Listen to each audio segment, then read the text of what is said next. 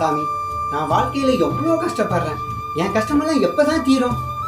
மகனே, ஆடி முடிந்தவுடன் உன் பிரச்சனைகள் அனைத்தும் தீரும். ஆம் மகனே.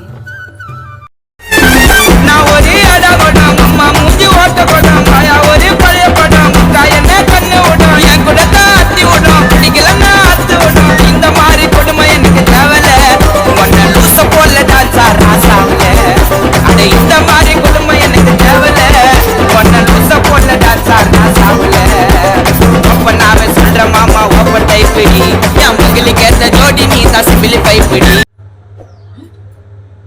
என்ன செய்கிறான் தெரியவில்லையே.